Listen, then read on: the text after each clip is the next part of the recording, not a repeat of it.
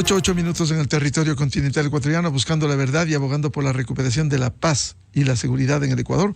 Queremos saludar al jefe del Departamento de Energía Eléctrica de la Escuela Politécnica Nacional, doctor Hugo Arcos. Lo invitamos a un diálogo para hablar sobre estos nuevos cortes de energía en el Ecuador, que va más allá de estos hechos que empiezan hoy, sino también hablar también del tema estructural que en el país no aprendemos a tomar. Esta situación, estiaje habrá cada año, pero cuáles son las medidas para enfrentarlo. En algún momento se habló de los grandes proyectos que no llegaron a plasmarse 100%. Recordemos Coca-Cola Sinclair. ¿Cuál fue el anuncio politiquero que va a generar 1.500 megavatios? Y nunca se ha llegado, de acuerdo con las informaciones técnicas, más de 1.000 megavatios, es decir, no se llegó a cumplir eso que se ofreció al país. Pero antes de darle la palabra y que nos explique desde una visión técnica, el doctor Hugo Arcos, queremos dar a conocer este servicio a la comunidad.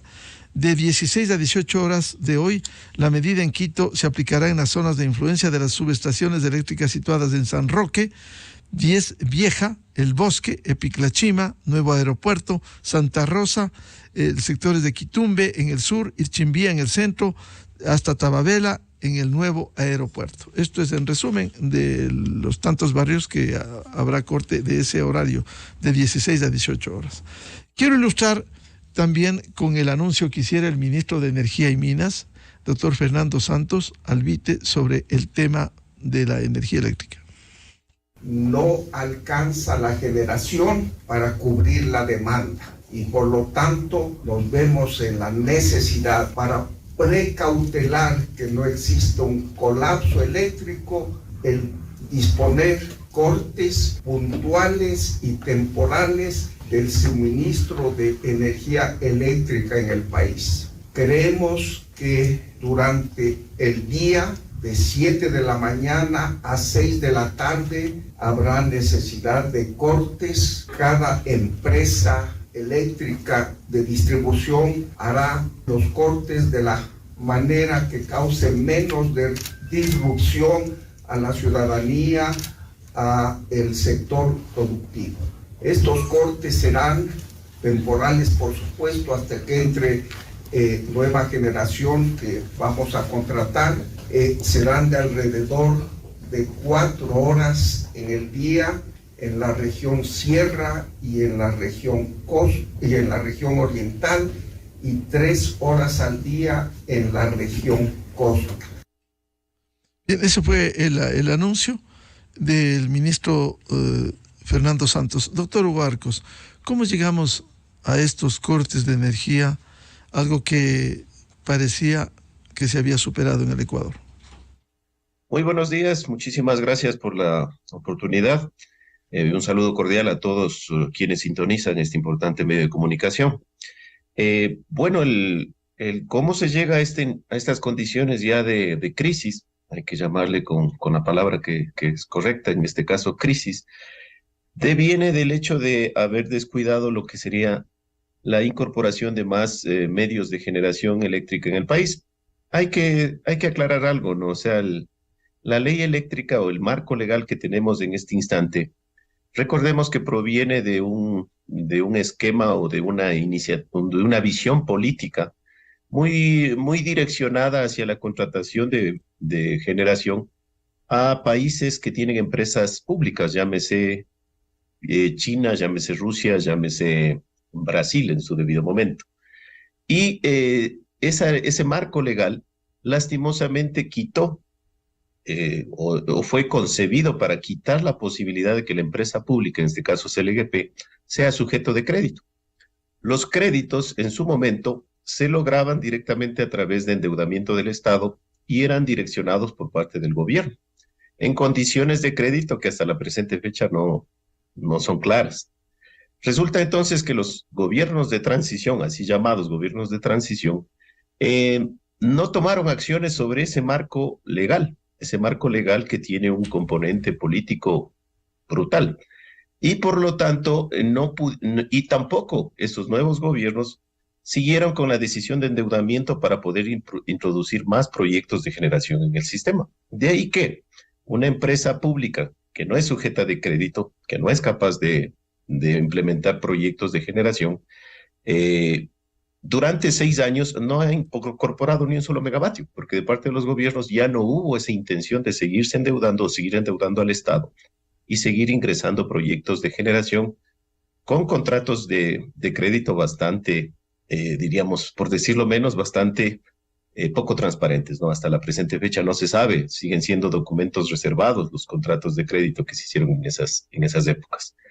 Resultado para el sector eléctrico, pues que verdaderamente ha tenido una camisa de fuerza, no se ha eliminado esa camisa de fuerza del sector eléctrico, no se ha dado paso a un nuevo esquema legal que permita precisamente a la empresa pública tener la posibilidad de conseguir créditos, de estructurar proyectos, de ser sujeta de crédito con organismos internacionales, con la banca privada incluso, y por lo tanto el resultado es ese, ¿no? Además, este esquema legal que sigue siendo una camisa de fuerza para el sector eléctrico, tampoco da paso a procesos de licitación transparente que permitan el ingreso de generación proveniente de la iniciativa privada.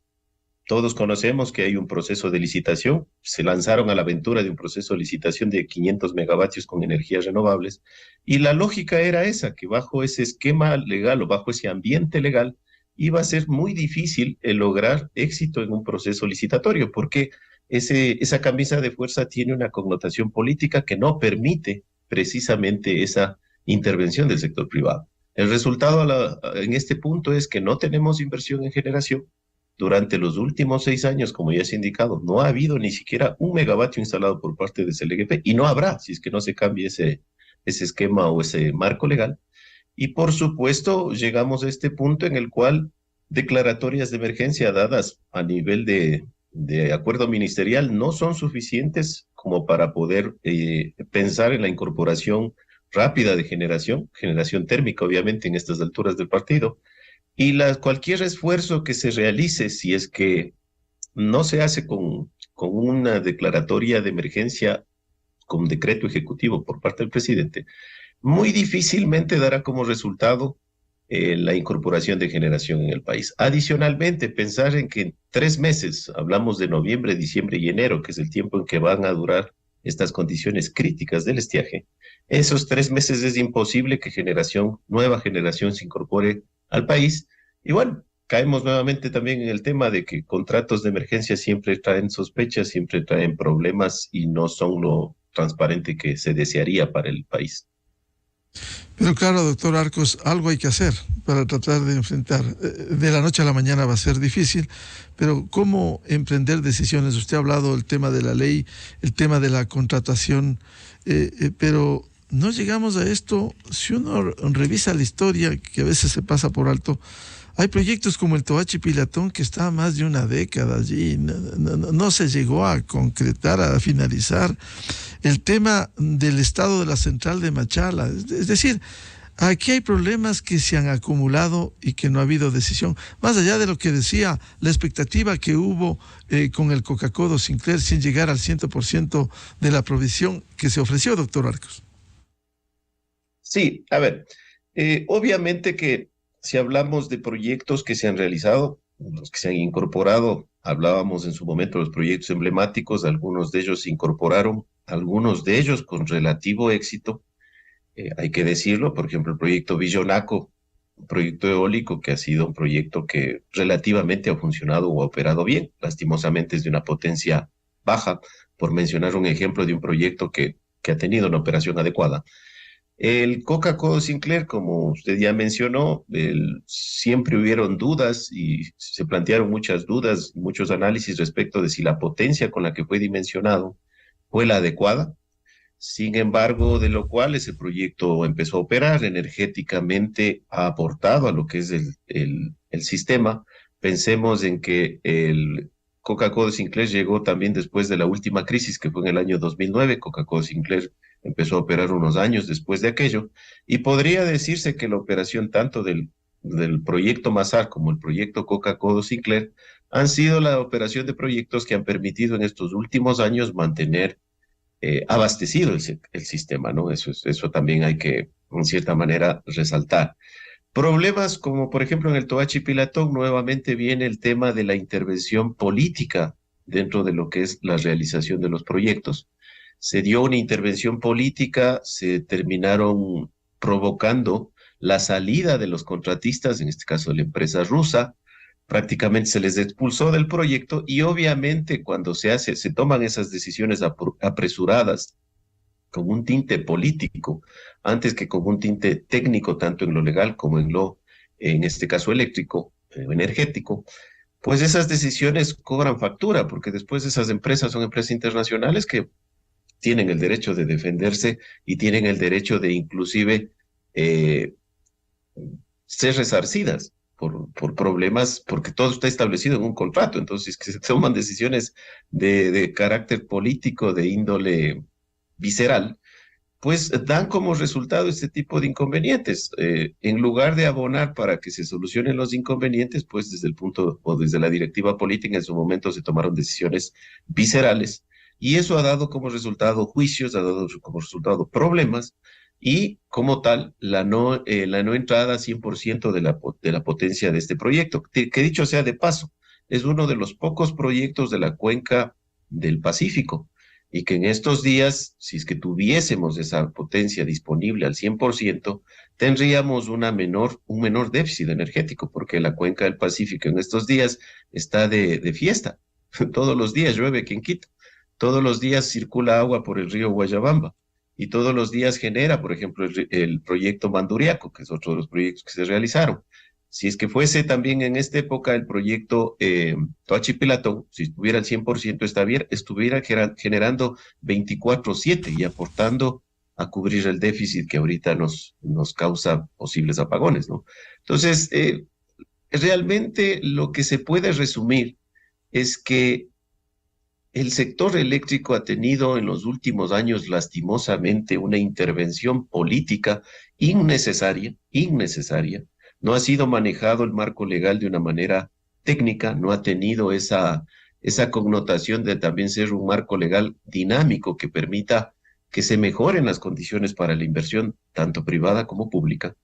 Y como tal también ha habido una intervención política dentro de ya la ejecución de las obras. Y ya dentro del tema de llevar adelante la fiscalización, la ejecución de las obras, y por supuesto, siempre con las sospechas y siempre con el consabido manejo un poco corrupto que también del cual ha estado salpicada la incorporación de nuevos proyectos en el sistema. ¿Cuál es el mensaje? El mensaje para el nuevo gobierno que inicia. Se necesita hacer urgentes reformas a la ley, se necesita cambiar esa camisa de fuerza, se necesita visualizar una empresa pública que sí sea sujeta de crédito, que sí pueda salir a conseguir créditos a tasas adecuadas con organismos multilaterales que le permitan desarrollar generación. Se tiene que establecer mecanismos de licitaciones transparentes y ágiles que asimismo con una lógica técnica, tanto en lo económico como en lo eléctrico como en lo energético, esas posibles centrales nuevas de iniciativa privada tengan la posibilidad de recuperar sus inversiones con montos adecuados o con ganancias adecuadas, lo cual se haga atractivo al país. Y solo de esa manera y con un manejo, insisto, netamente técnico, en el cual se hace un balance adecuado de los riesgos que puede tener el sistema, solo de esa manera vamos a poder garantizar hacia un futuro, esperemos no tan lejano, el no tener ya nunca este fantasma de los apagones y el pasar estas etapas que son difíciles para el sistema de una manera adecuada, asegurando la confiabilidad del servicio hacia los usuarios. Doctor, que ese es el objetivo fundamental. Doctor Huarcos, en el tema conceptual, el tema estructural, usted ha dicho, hay una injerencia política que le ha hecho daño. Esto parte de la conducción política en las empresas públicas. ¿Por qué no abrir al sector privado? Hemos escuchado que hay megavatios privados adjudicados y contratados. El caso de Villonaco, 135 megavatios, el Aromo, 200 megavatios. ¿Acaso las empresas estatales que han sido parte de esta crisis no pueden acceder al mercado de capitales, ya que no son sujetos de crédito? A ello hay que sumar en el tema estructural el tema de los sindicatos y la contratación colectiva, que son aspectos lícitos, pero han sido de alguna manera obstáculos para transformar esas empresas estatales en empresas por acciones, por decisiones y por resultados.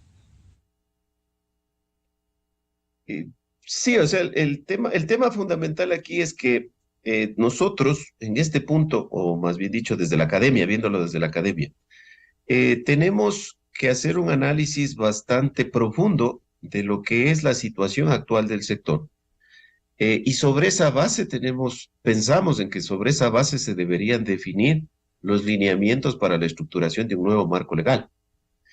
No se trata, y bueno, y podemos caer en el error de lo que siempre se ha hecho. Tratar de refundar las cosas no tiene mayor sentido. Refundar las cosas significaría, por ejemplo, una directriz ahorita política que pueda decir eliminar la empresa pública del sector eléctrico, así como en su momento hubo la directriz política de crearse el EGP. Entonces, como que cometeríamos los mismos errores, ¿no? Estaríamos de tumbo en tumbo. Desde la academia no pensamos que esa sea la solución. Lo importante desde el punto de vista diríamos, de la parte científica académica, es más bien analizar la situación como está y establecer los cambios en la normativa legal que permitan mejorar las condiciones, en primer lugar, salir de esta condición de crisis y el fantasma de que todos los fines de años vamos a tener estos problemas. Eso es fundamental. Pero por supuesto con la idea de que se mejore y se dé paso a lo que serían posibles inversiones privadas y adicionalmente a que la empresa pública que existe tenga capacidad financiera para hacer proyectos, los haga de forma transparente. Si es que los proyectos son llevados de forma transparente, son proyectos que después son un éxito dentro de la operación del sistema, son proyectos que no tendrán los tipos de problemas como los que vemos en el Coca-Cola Sinclair y las miles de fisuras que tienen en sus tuberías de conducción, en sus tuberías de sus unidades. Entonces, eso es lo que le ponemos nosotros como una visión de lo que quisiéramos como sector eléctrico, como país. Debería pensarse en ese sentido. Entonces, no refundar todo, porque si no, como usted ha mencionado, tendría una resistencia terrible por parte de organismos sociales, sindicatos, etcétera. Pero nuevamente la idea, si es que con esa conceptualización técnica, transparente, clara, se ponen autoridades técnicas dentro de las empresas públicas, dentro de las empresas eléctricas que muchos le ven ahora como un botín, pues los cambios empiezan a darse. Los cambios tienen que darse o empiezan a producirse, pero si es que lo manejo políticamente, termino poniendo gente que no conoce del sector, que viene de oportunidad a un cargo en el que empieza a buscar la manera de cubrir sus intereses personales, pues por obvias razones entonces es una bola de nieve que se sigue aumentando, ¿no es cierto? Entonces no podemos dejar de pensar en que existen personas dentro del sector eléctrico con la suficiente formación técnica, con los suficientes valores, y que por lo tanto sí es posible poner en manos de personas que realmente quieran aportar al bienestar de la sociedad, porque la electricidad, lastimosamente, recién se pone en estas situaciones de crisis, se pone sobre la mesa que la electricidad es un mecanismo de bienestar para la sociedad, de desarrollo para la sociedad. Pero lastimosamente no estamos manejando el sector que brinda este servicio con la transparencia y con el contenido técnico por delante. Y eso es lo que nos ha llevado a situaciones tan críticas que son cíclicas. El año 2009 la tuvimos, en la época del gobierno de Sixto Durán Ballén, recordamos también con cierta ya hasta nostalgia la tal hora de Sixto en aquellas épocas. Y vamos de tumbo en tumbo. Y lastimosamente, si es que no se dan cambios estructurales, una ley adecuada que no tenga un sesgo político que quiera refundar el sector eléctrico, sino que quiera mejorar realmente el sector eléctrico, solo así podemos pensar en un futuro sin apagones. Esa sería la frase, por un futuro sin apagones. Eso implica, volvemos al tema estructural, doctor Hugo Arcos, el Estado es el que ha concentrado todo el manejo de esto. Y, por ejemplo, los multilaterales no prestan dinero si los prestamistas no tienen aval gubernamental. Recordemos para registro histórico, en el año 99, el entonces ejecutivo del momento, el exministro de Energía, René Ortiz, se eliminó, recordará usted, al INESEL, el Instituto Nacional de Electrificación, para dar paso a abrir a la empresa privada. Pero ¿qué sucedió? Vino el gobierno de la Revolución Ciudadana y volvió a establecer, a concentrar el estatismo, incluso consagrado en la Constitución del 2008. Estos pasos en falso lo que han hecho es agravar un problema que, como usted bien dice, ojalá se pensara por lo menos que este país no tenga apagones. Sí, lo que usted ha mencionado es muy importante. La tendencia que se llamó o mal llamada neoliberal, que dominó en los inicios de los 2000, finales de los 90, fue una tendencia mundial en la que muchos países pasaron a un esquema desregulado, es lo que sucedió en esos años.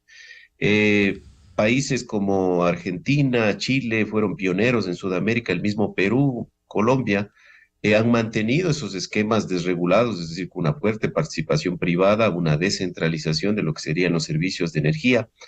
Y en el caso ecuatoriano se intentó también implementar, o se implementó en definitiva, lo que es un mercado mayorista con un esquema desregulado. ¿Cuál fue el inconveniente o cuál es el esquema o cuáles fueron las fallas dentro de ese proceso? El Ecuador es un país pequeño, el Ecuador es un sistema eléctrico pequeño, y por lo tanto en su momento no tenía o no tuvo los intereses digamos, de inversionistas extranjeros que se hayan puesto en el plano de venir a invertir en el Ecuador, además de los siempre problemas sociales vinculados con posibles grupos sociales que se oponen a la privatización, el tema de sindicatos que por supuesto también se opusieron a la privatización, y entonces se dio esta eliminación del INESEL sin tener certezas si es que iba a tener éxito el proceso de desregularización y sin certezas sobre si es que efectivamente se iba a dar un proceso competitivo o un esquema competitivo en el mercado eléctrico ecuatoriano, por las características particulares del Ecuador, por ser un sistema pequeño, un sistema económicamente no tan atractivo para posibles inversionistas privados, tanto extranjeros como nacionales. Nuevamente, no se hizo un análisis concienzudo, en esa misma época no se hizo un análisis consciente, técnico, claro, transparente de cuáles eran las verdaderas condiciones de nuestro sistema antes de aplicar una receta que en su momento mal llamada neoliberal. Posteriormente viene un gobierno con tendencia de izquierda, el año 2008 en adelante, y por supuesto ahí surge la ley. En el año 2015 surge la ley de la que referíamos hace un instante, una ley que nuevamente no hizo un análisis para nada técnico de las condiciones del sistema, ni tampoco se preocupó de que ese sistema se mejore, se incremente su capacidad de generación, se tengan buenas condiciones para poder recuperar los costos, etcétera. No se hizo eso. Se tuvo una visión, en ese caso política, y lo que se dijo fue, aquí se tiene que hacer inversiones sustentadas en las decisiones gubernamentales a base del endeudamiento del Estado. Esa fue la posición que tuvieron. Fue tal así que los proyectos o muchos de los proyectos que se construyeron no estaban concebidos dentro del plan maestro de electrificación. ¿Qué se hizo después de eso? Se ajustó el plan maestro a los proyectos que ya fueron firmados. No estoy mintiendo, eso se puede corroborar fácilmente. Claro. Ahora, usted decía, doctor Arcos, efectivamente, este es un tema político que ha incidido de manera negativa, pero claro, mientras el Estado tenga empresas estatales en sus actividades gubernamentales, siempre habrá un botín político. Entonces, resulta difícil aunar esfuerzos con una alianza público-privada para buscar soluciones estructurales.